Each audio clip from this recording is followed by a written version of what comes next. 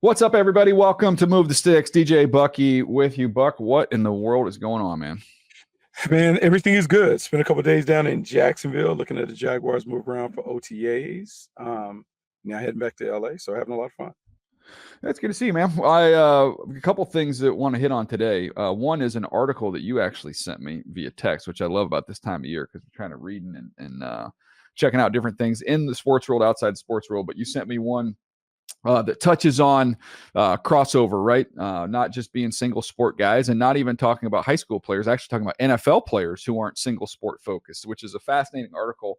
And we'll get to that in just a few minutes here. But as we kind of kick this thing off, one of the assignments that I try and give myself, we've talked about this on a previous episode, was during the offseason, it's always good to go kind of watch the top players at certain positions in the NFL. We've been watching college tape forever, so let's dig in, watch some of these top NFL guys and see, what jumps out to you. So to me, I always start with the pass rushers. I don't know why. I've always found that fun in the offseason to kind of look at the, some of the top sack guys in the league and see how they come by those numbers and those stats. And Buck, you will not be surprised, but they're all not the same. How you pile up those stat numbers at the end of the year and what that looks like on paper when you pop the film on, it doesn't always look the same. It's a little different out there. Yeah, no, it is funny because all sacks count. And no matter when you get the sack, no matter if it's a garbage sack, as sometimes we like to say in the industry, or if it's one of those at the end of the game where they're just trying to run the clock out at the end of a blow, it all matters because at the end of the day, we talk about the stat line and what you finish with. No doubt. So let me run through a couple guys that I looked at here and give you my thoughts on them and what you learned, and then maybe we can talk about how this transitions to scouting, and we're looking at college kids and evaluating that. But let's start first of all here. Let's go to T.J. Watt, who had 19 sacks, led the league last year with 19 sacks. It was interesting watching him more out of a 3-point stance than out of a 2-point stance. Working on that right side. He is, I'm not going to say he's a one-pitch pitcher because he can, there are other things he can do, but man, the vast majority of his wins come with him getting off the ball, creating a really, really short corner. He is not, some of these guys get up the field and try and turn. Like, he will go right at your outside shoulder, and he's able to make that a real short corner. He can dip and rip and flatten. I mean, that is his hallmark there. Early wins, like, it is over right away. That is his go-to, and it works, 9 times out of 10 when you're watching it here. He got doubled a few times, was able to get a couple of those. One of the interesting things, you get 19 sacks, very few freebies. There are not plays where you're looking at him just unaccounted for, clean run-throughs, or they're running some type of exotic blitz and it frees him up. He earned them. He earned the vast majority of these. And then on an instinct thing, I thought one of the things I saw, which was fascinating, is we see so much RPO game now, where you can get a little bit hesitant as an edge defender because am I going to set the edge or they hand the ball off, or am I going to convert run to pass and go? No, he just beelines it for the quarterback. So he is going for the mesh point. I think it was against the Cardinals. We ended up having a sack on an RPO, which was just it was hilarious to me. It was like, yeah, no, I'm not, there's no reading here. I am attacking and I'm going to eliminate this thing before it gets started. But the biggest takeaways, one, he wins primarily the same way with speed, short corner, flatten, and finish. And number two, as you would expect with his name and his reputation, not a lot of layups, not a lot of gimmies in there. Yeah, not a lot of layups, not a lot of gimmies. It's so funny when you talk about like T.J. Watt being able to win with just like that one move. I read somewhere like Kobe Bryant talked about to be unstoppable, you have to be predictable. And part of that is you have to be able to have something that is your go-to. And everyone in the world knows it's your go-to. But with that comes a level of mastery, but also comes the ability to have a counter.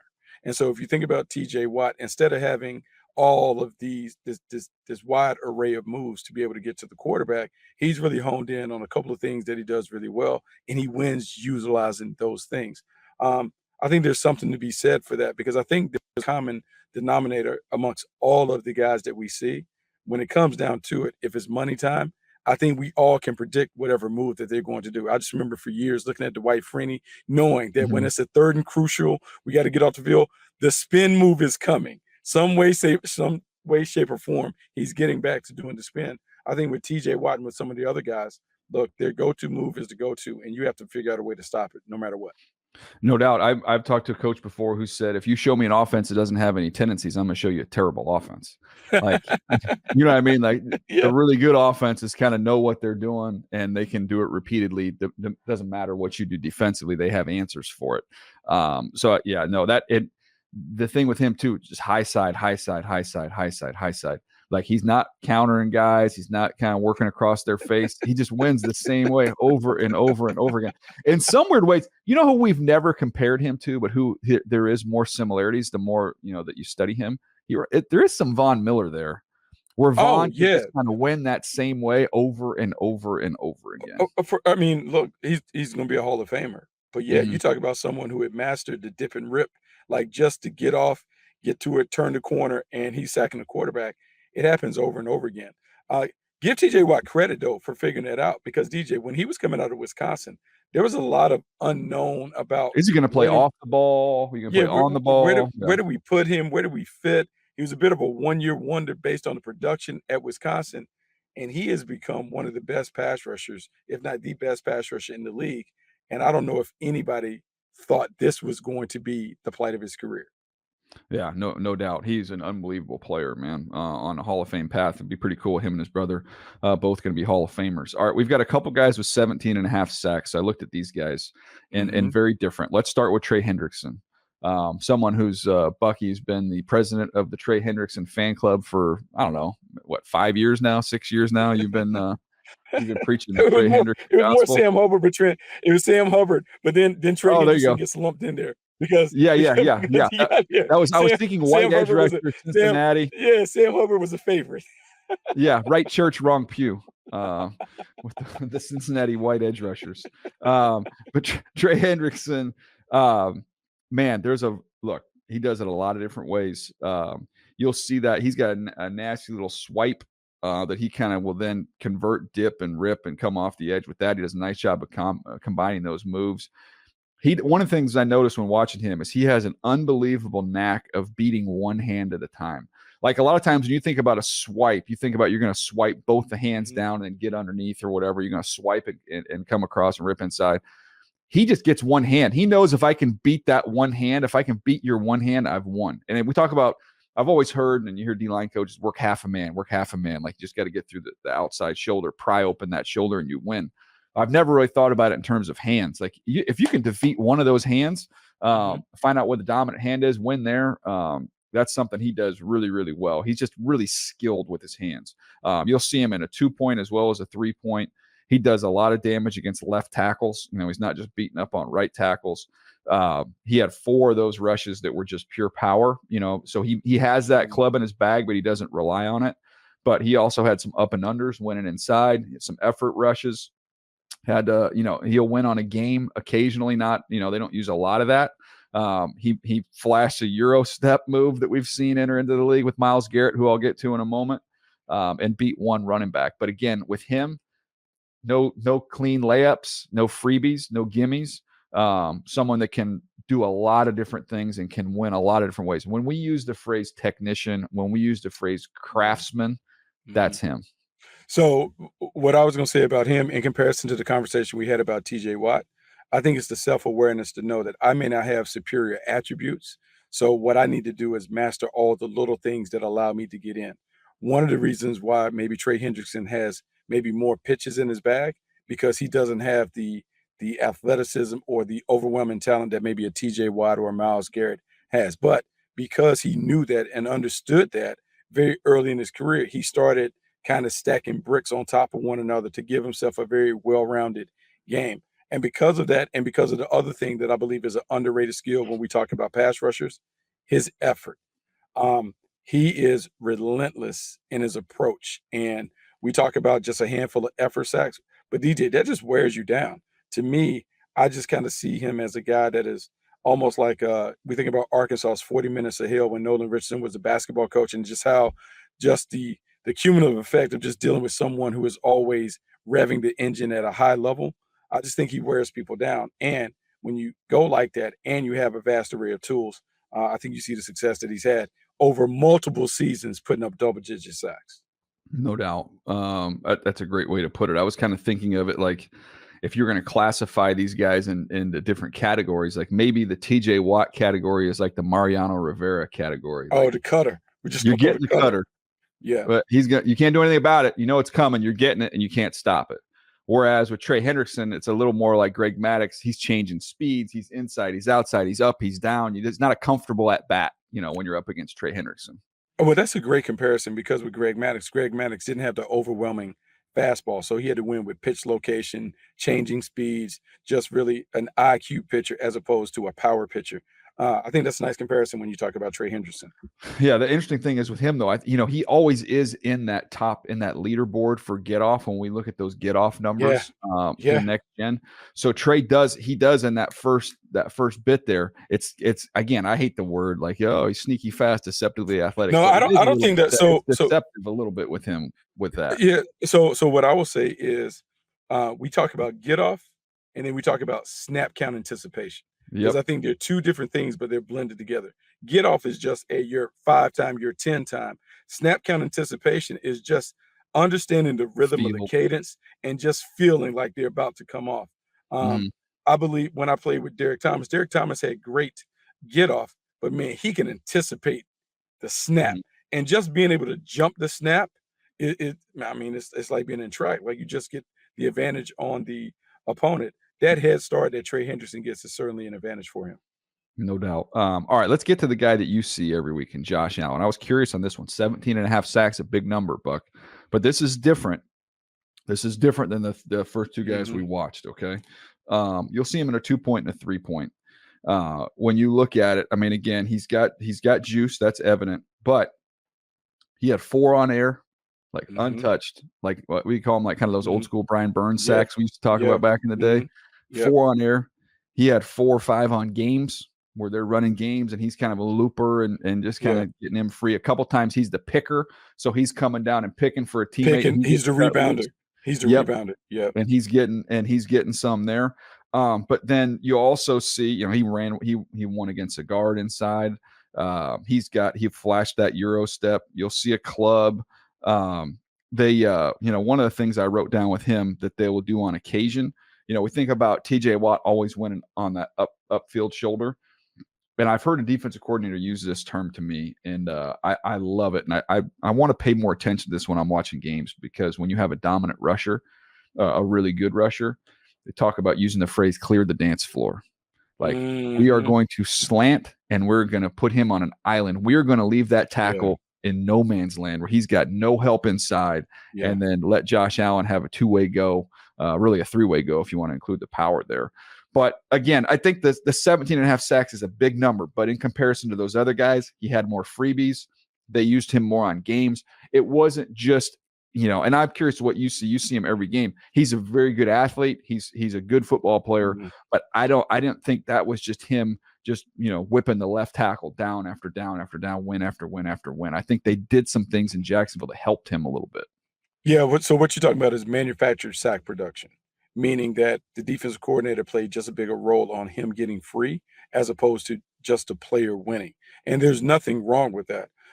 When I played in Kansas City under Gunther Cunningham, a lot of times he would talk about my job as a coordinator is create one-on-one opportunities for you to win. Now I can draw up the blitz, but I can't guarantee you that you're gonna be free. Sometimes it might work, but my Mhm. job is to get you one-on-one, and then you have to have the tools to get it done. So much like the defensive coach told you about clearing the floor, I feel like Mike Caldwell did a really good job of creating opportunities for Josh Allen to win. We've talked about it, finding the tomato can or finding the fish. Mhm. Who is the guy that we can isolate to put a better athlete on him to find a way to win? I think if you go back and look, a lot of those were probably let's get Josh Allen on their worst player. However, we got to do it. If it's lining up over top of him, if it's gaming him to make that guy have to come off and deal with him, let's create favorable opportunities. What would be interesting to watch now, and he already has his money, but new defensive coordinator comes in and Ryan Nielsen. Does Ryan Mhm. Nielsen take the same approach to get him in, or does he see Josh Allen as a guy that can win on his own? He's made, I would say, tremendous improvement throughout the time that I've watched him in Jacksonville in terms of learning how to rush. He's got with people to learn how to do it. But now, can he do it on his own? Maybe without the assistance of the coach, putting him in those favorable spots, like you talked about Trey Hendrickson and TJ Watt having to do over and over and over again. Yeah, no, it's just interesting. It's all a little bit different. This one would be maybe the analogy here, if you're going to go baseball analogy, is he knows he's got a good defense behind him. You know what I Oh mean? yeah, He's just make him put it in like, do it play. by himself. Don't Just got to make do it all by yourself. I don't have to strike you out. Just make me hit and play. My Okay. defense is good. Yeah, no doubt. All right, these next two now, the numbers aren't as good, but I'm just going to tell you these two dudes are different now. This is different than and no disrespect to any of the three guys, because and TJ Watt, that pitch is unhittable that he's got there, no doubt about it. But when you watch Max Crosby and Myles Garrett, it's different, man. It just looks different. It does. Let's start first of all with Max Crosby. Max Crosby, 14 and a half sacks. 6 of them that I watched, Buck, he's got 4 hands on him.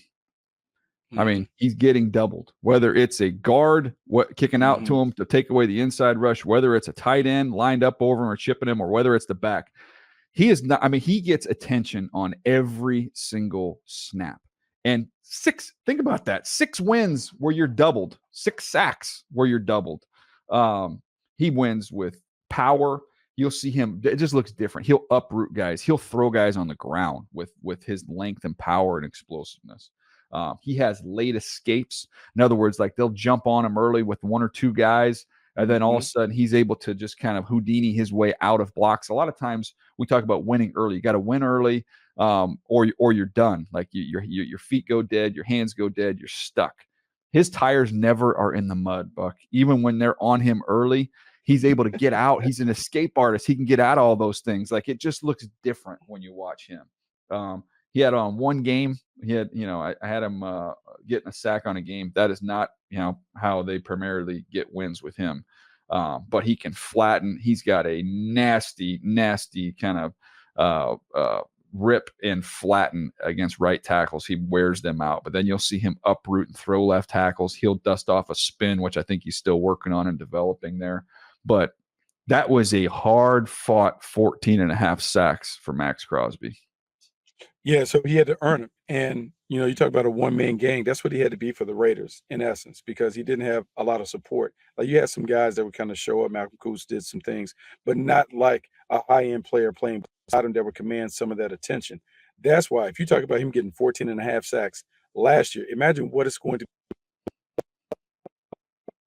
he has someone on the interior, Christian Wilkins, who can command some attention and take some of that down. Imagine when they put them both on the same side, what kind of chaos they can create and how he'll benefit from those opportunities. Either he's going to benefit or Christian Wilkins is going to benefit from them playing alongside one another. I will say this, when you talk to people around the Raiders, they just talk about how this dude is just a relentless worker, a high-end competitor that just gets it. DJ, I think you feel that when you watch him play, man. He is just a refuse to lose type player on the perimeter, and you have to account for him on every snap because he can take over the game. All right. I know we'll do bowl predictions and all that crap. It's kind of a cheesy topic, right? We'll do that kind of stuff as you get closer to the season. But let me get your take on it, because my take on it, and I was thinking I was going to say the exact thing. You took the words out of my mouth. When you have Christian Wilkins there, and just watching the tape that I watched, you put Christian Wilkins next to him, and even if that frees him up on 30 to 40% of the snaps where he was getting all that attention, even just I know where that, you're going. I know where he's you're going getting with this. 20 sacks, Buck. Like 20 that's happening. If Christian Wilkins runs out there if they both stay healthy, run out there for 17 games, he's going to get 20 sacks. Or Christian Wilkins is going to get 15 inside because they're going to pick their poison. One or the other. Like, they just put him on the same side and let him go to work. And what I'm hearing you talk about 20 sacks. When you were describing him working and having obviously watched him on tape, I was saying with Christian Wilkins, he could be Defensive Player of the Year. Like, he's going to have an opportunity to have that kind of production coming off the edge. And if the Raiders are good, then he's certainly going to command that kind of attention because he got snubbed. I don't think he made All-Pro this year, and he should have. They didn't watch the tape that I just watched. Yeah, because he is a fantastic playmaker and disruptor off the edge, and it's only going to get better when he has a partner in Christian Wilkins on the inside. All right, so I mentioned him along with Myles Garrett. Myles Garrett had 14 sacks. I mean, he got hurt. he got hurt like what I was it, know. week 10 or week 11? Because he was on a pace that was Oh, he's gonna go ridiculous. nuts. He's gonna go nuts. If he runs, same thing with him when he runs out there. This is doubles. This is freak nasty, crazy crap. I don't even know how to describe it, but it is like watching. It would be like if you took an NBA player and dropped him off at a high school gym and watched little high school kids try and guard him. That's what it looks like. It looks like he's a different age group, a different skill set than everybody else that's on the field. And it's like toying with a little mouse, like what he's doing out there. Like it is ridiculous. Doubles constantly, triples. You'll see him with sacks against triple teams, tossing right tackles to the ground, spinning like the awareness. Think about how physically gifted he is, but the awareness to always know where the help's coming from. You'll see him spin away from a helper. So the helper's just blocking air because you're there to try and help. And the one thing you can't do as a primary blocker is get beat away from your help, right? It's just like basketball. You're trying to funnel people to where you've got help. And he's able to defeat you in the one area where you can't be defeated, to avoid that double team that's coming. Like he's got kind of that Yoda-like sense to be able to feel that. The Euro step that he has, he's mastered it. Again, it's like you're watching it, and he did the thing where he was like act like he was crossing guys over with the basketball. It is what it looks like. He looks like he's out there playing basketball with a bunch of stiff-ankled, high school kids. And so I give Jim Schwartz credit because he gave him the freedom to just kind of move around. He created those we talked about, clear the dance floor. He tried to, Mm-hmm. as much as possible, find ways for him to get one-on-one against the inferior player at a point of attack. And we can say most of the guys that he faces are inferior compared to his superior athleticism. He just gives people fits, his athleticism. But DJ, field level, his sheer size, he Mm-hmm. looks different than everybody else. And it reminds me a lot of when I used to watch Julius Peppers, right, in his prime with the Carolina Panthers. And you just watched him like, man, they just not built like this. And then you see Myles Garrett, he just has this body build, this athleticism, this freakish talent that he's now cultivated by putting more technique behind it. And you have a defensive coordinator that is trying everything under the sun to give him those opportunities. And man, Myles Garrett just wins. I mean, they they let him play cover one. They play man coverage the entire time, send 5-man pressures, and they're like, yeah, Myles Garrett's gonna get home, so we're not gonna worry about covering all that. No, it's stupid. I mean, that's why I'm saying like there's some great players in this group here, but what he has to work with is this is one of one. Like nobody has all of that he has there. Nobody.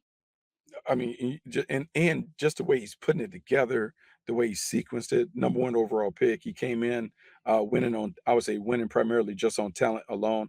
But then you see each and every year just adding the technical refinement that you need to be a consistently high producer in this league. He's done that. So credit to him for doing the work. But man, he is blessed with some tools that you just don't have. No, yeah, he got in the front of the line up in heaven for every single skill. The assembly line. Hey, Yeah, the assembly yeah, line, they gave him a lot of stuff. they gave him a lot of stuff, man. But anyways, it's a pretty incredible player. But anyways, that's my little pass rush study. I just want to look at 5 guys and see how they're winning. So when you come away with it and think about for scouting, Buck, I think you ask yourself when you're watching a college kid, does he have a dominant pitch? Mhm. Is he a craftsman?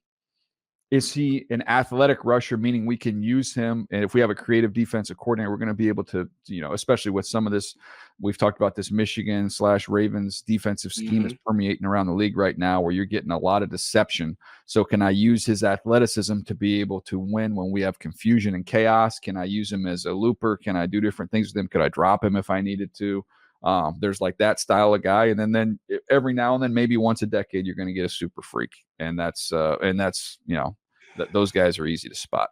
Yeah, man, they come in all different kind of styles, and you described them all. I mean, right there, like that list of the top 5. And the funny thing is, DJ, you left off 2 guys who had more sacks on paper than Max Crosby and Myles Garrett, but you have Khalil Mack who has 17 sacks, Mhm. and you saw him every week, and it's just the Power. power. He's just overwhelming you, Mhm. running right down the middle of your chest. After kind of being, I would say, quiet for like a year or 2, he has come back to be a very productive rusher in the twilight of his career. And then Daniil Hunter, who Mhm. also veteran player who just kind of understands it and gets it.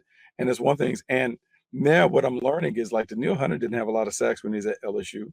And so Mhm. some of it is like when we're scouting and evaluating, do they have the tools to Yeah, develop into that? And then a lot of it is where he goes and who's the D line coach that's coaching them. But when you look at those top 7 guys, the guys that are racking up all the sacks, they certainly come in a variety of different flavors.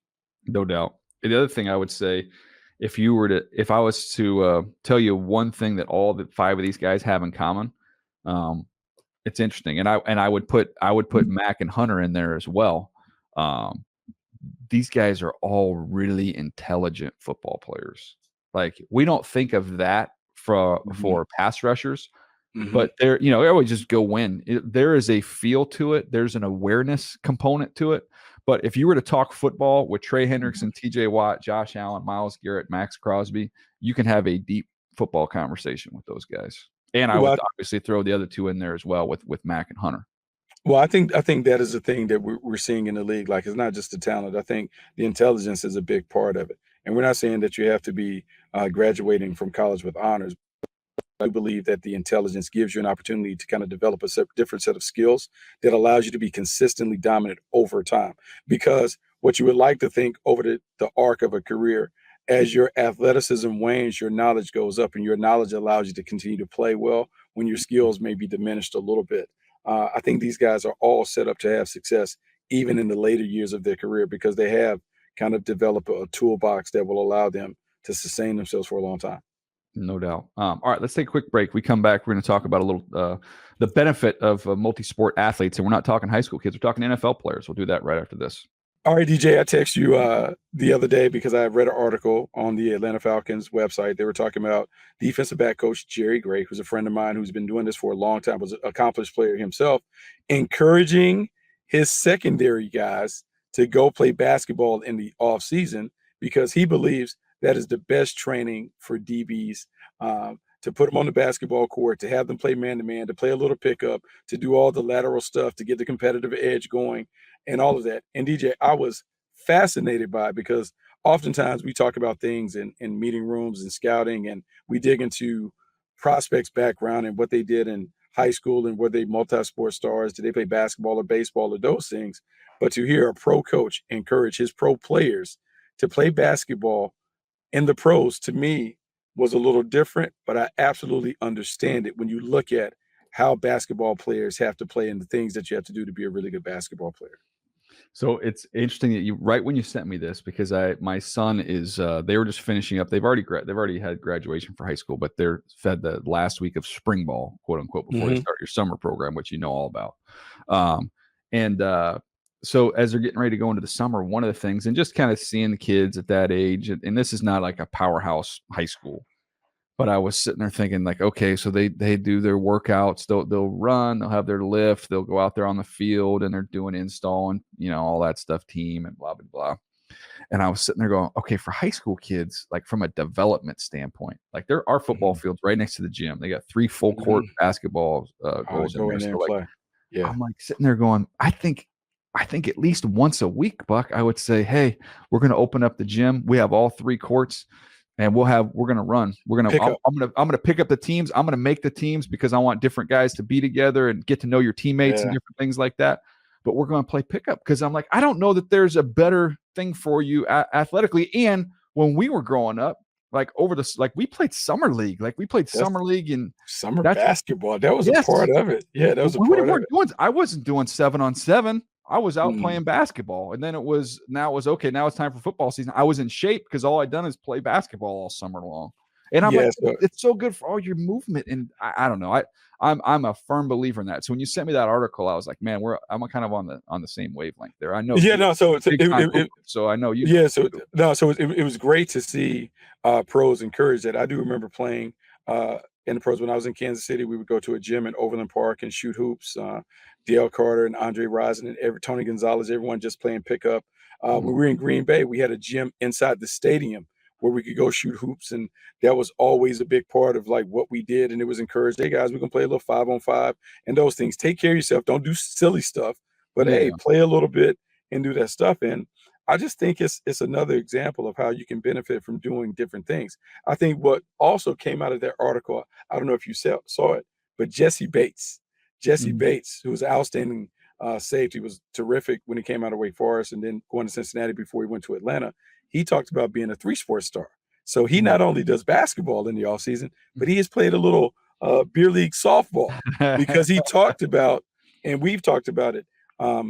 He said reading the ball off the bat is no different than reading the throw from the quarterback's arm. And Yep. you and I have talked about free safeties that have played baseball, guys that can get interceptions because they can read the ball, the flight of the ball in the air, and that. And so I'm reading this article, and I'm like, man, we have a pro coach confirming all of these things that we've talked about at the lower levels and why guys should play multiple sports. You know, the issue that you have is some coaches don't encourage that, not the Yeah. football coaches, but sometimes you don't get great cooperation from the basketball and baseball coach to allow your guys to kind of bounce around and be part-time players during certain times of the year. But the benefits are all there for guys to really do a bunch of different things because the skills that they develop in playing all sports certainly translates well to football. Mhm. I when I don't think I ever told you this story, but when I was transferring, so I was at Northeast Louisiana, and then I finished. So I redshirt year, played my redshirt freshman year, then decided I was going to transfer at the semester. I had opportunities to go places for that spring, but didn't I wasn't in love with the schools that I had that opportunity with. So I'm like, I'm gonna be patient. There'll be more opportunities to open up over the summer.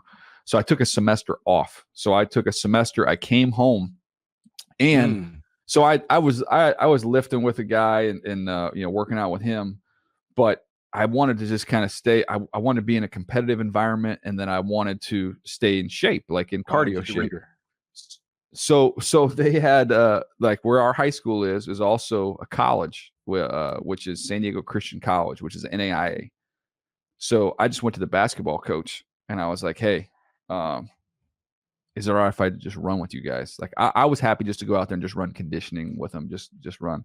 He let me practice with him for probably maybe like 3 or 4 weeks, like a month. That's fun. That's fun. So Buck, I mean, and the funny thing is like I was a good high school basketball player, and then I Mhm. was kind of laughing about this because of the Austin Rivers thing, and I know everybody get all football. Everybody in football gets up in arms like that's insulting, and I was like, Yeah. man, just NAIA level basketball. I'm like, frick, it's hard to get my shot off out here, man. Like everybody's 6'4", 6'5".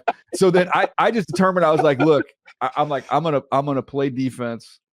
I'm gonna play defense. I'm gonna distribute the ball, set screens. I'm gonna go try and get rebound, whatever I can do. But I was like the scoring, like the fun DJ high school scoring days, like that ain't happening out here. And that, I mean, because I had been away for a year and a half, but the that got me in great shape for when I went to Mhm. the summer out when I ended up going to App State and went out there in the summer. That basketball had me in good cardio shape for somebody who hadn't been in school in a semester. No, so it's funny because I think, and so this is why I couldn't understand the outrage, right? I couldn't understand the outrage with Austin Rivers' comments about Yeah, basketball players being able to come into the league, but football players would have a tougher time because I'm like, DJ, like one just from the sheer size of no, it's basketball different, players, man. like it's just a different game. And I Yeah, got the tremendous respect for like football. I love football, but I also understand the limitations going over to the hoop court. yeah, It is a yeah. completely different game, and I just Like remember it's playing. one thing like Julius Peppers and Tony Gonzalez, like Hall of Famers, some of the best players we've ever had, and they were athletic enough to be functional basketball players. Right, Antonio Gates is like went from the basketball world not having played football at all. Jimmy Graham not having these guys. One of them's a Hall of Famer. The other one's a perennial Pro Bowler. Like it's just different. so And and we're so and so football people, but let's right, and be so and honest so here. Come on, man. that's why I can't understand the outrage, and we were kinda on hiatus when it happened, but I was Yeah, like, I said, "Austin Rivers is right." Like, yeah. Austin Rivers I is didn't right. disagree with There anything you there said. there there there are more guys that could come over from that, and everyone's like, "Oh, well, tight end's the only position." No, DJ. Imagine if I could take a Russell Westbrook and put him at cornerback, I know. and I said, "Hey, we're gonna give you 2 years to develop to do." I mean, just think about just the athleticism Oh and yeah. the other stuff that they possess. Playing man to man, just being like, "Hey, you know what? We're just gonna play man to man. You don't even have to worry about anything. We're gonna play Yeah. bump and run, which is no different than you just playing man to man and making them zigzag up and down the court." So to me, I was just like, "Hey guys, like let's be real." And I know there's a physical element and all of those things to it, but athletically, you don't think in time with development, if we say, "Hey, we're gonna give you 2 years," on the practice squad. We're going to teach you how to play it from the ground level up. And we couldn't get that done. Like we're being I mean, ridiculous. I I haven't mean, been to. we're I just have being not. Yeah, like I have we're just not been being to a crazy. ton. I have not been to a ton of NBA games in my life, but I was at, and I've told you this story before. I was in Miami for the Eastern Conference Oh Finals yeah, with Chicago yeah. and Miami. And when I saw a healthy Derrick Rose, and I was down about, I had great seats. I was maybe 10 rows up from the baseline. And when I saw his bounce in person, and I've spent 20 years around the NFL and been on the sideline for a zillion games and been at training camps all over I'm like, that's different. That's different. That is a different level of explosiveness right there. Okay, And so that's not even I got counting the LeBron and D Wade, who were at the height of okay, their powers at that time too. I have the best story for you. So I just moved to LA. I'm recently retired, and I go to this gym. It used to be called Sports Club LA. It's now Equinox, but it was the place Mhm. where you go to play hoops, and all these NBA players would come. DJ Stephon Marbury comes in the building. Now Oh, this is when Jesus. Stephon. I can't remember what year this was. Stephon Marbury was playing in Starberry. Phoenix. Starbury had just had double ankle surgery, right? So he's just getting back. So I got a dude on my team that is mouthing off, right? But guess who's guarding Starbury? You Me. got to deal with And him. Oh right. man. And DJ, I'm watching this guy and I'm going against this guy, and I'm like, my God, hit his height and elevation on his jump shot. And then Mhm. I'm like, okay, the football player, I'm gonna post him up, right? Mhm. DJ, he stuck his forearm in my back. And I and I remember moving from the block to almost to the 3-point line because I was like, ow. So I'm just saying, like, the level of athleticism that some of these guys have, like, we just got to give them their credit and their flowers. And as Jerry Gray talked about it being the best place to develop DBs, like DJ, he's saying that a football guy is saying the basketball court is the best place to Yeah. develop. So just imagine what athletes that have been trained in that world, groomed in that world, what they can offer. I just think it makes a lot of sense. And even though we kind of veered into that lane, I just think there are a bunch of benefits from football players playing basketball and how it could help them in between the lines. Yeah. But look, I get from the football standpoint, we're a prideful community. We're a prideful bunch. It's a physical game. I get all that.